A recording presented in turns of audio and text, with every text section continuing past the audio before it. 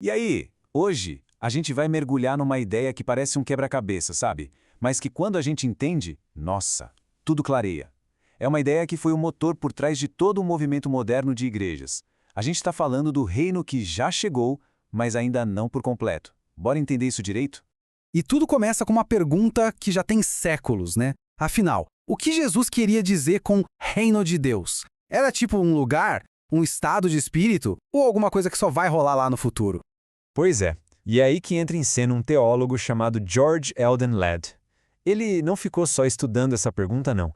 Ele foi lá e propôs uma resposta que, olha, revolucionou o jeito que muita gente passou a enxergar a missão da igreja no mundo. Então, o pulo do gato pro Ladd era o seguinte: o reino de Deus não é só mais um tema que Jesus comentava. De jeito nenhum. Para ele, é o conceito central, sabe? O coração de toda a mensagem. E entender isso, isso muda tudo. Mas para a gente conseguir entender a resposta do LED sobre o reino, a gente precisa dar um passo para trás e entender primeiro a visão dele sobre o mundo. Qual era o plano original de Deus para a criação? A resposta para isso é a chave que destrava todo o resto. E aqui está a grande virada de chave no pensamento dele, olha só. A ideia de que Deus nunca quis abandonar a sua criação. O mundo não é um projeto que deu errado e do qual a gente precisa escapar. Pelo contrário, o plano sempre foi cuidar, sustentar e, no fim das contas, restaurar tudo por completo. E é isso que nos leva para o coração da nossa conversa de hoje. A ideia que amarra todas as pontas, que ficou conhecida como a teologia do já e ainda não. É aqui que aquele enigma do reino começa, finalmente, a fazer sentido.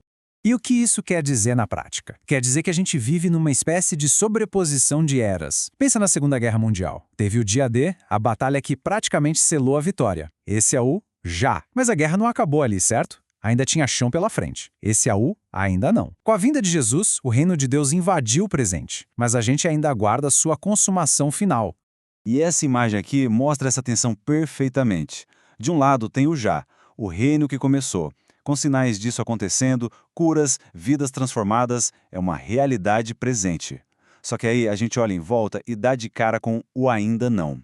O pecado, a dor, o sofrimento que continuam por aí. O reino ainda não chegou na sua plenitude, entende? Essa é a realidade futura que a gente espera. Ok, legal. Mas isso tudo parece muito papo de teólogo, né? Como é que isso funciona na vida real? Bom, vamos ver como essa ideia virou combustível para o movimento de igrejas bem conhecido, o Viner. O pessoal do Viner pegou essa teologia e transformou num verdadeiro plano de ação. A lógica é, se a gente tem a crença de que o reino está ativo aqui e agora, isso gera uma missão, que é manifestar os sinais desse reino. E isso, claro, leva para a prática, orar por quem está doente, lutar por justiça social e anunciar o evangelho. E aqui tem um ponto fundamental. Dentro dessa visão, esses atos não são só boas ações, eles são muito mais. São como pequenos trailers do futuro. Cada ato de cura ou de justiça é um sinal que aponta para a restauração completa que Deus prometeu.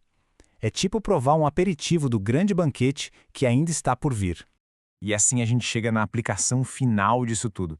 Essa estrutura toda nos dá uma maneira de viver com esperança, mesmo no mundo que a gente sabe que ainda é bem imperfeito e quebrado. E essa frase aqui, nossa, ela resume a experiência perfeitamente. Ela valida as duas coisas ao mesmo tempo.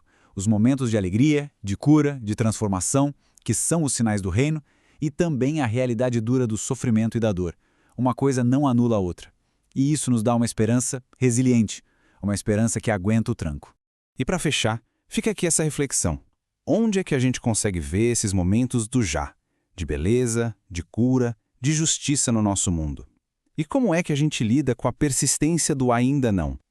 Talvez viver nessa pergunta, nessa tensão, seja a forma mais autêntica de experimentar o poder dessa ideia.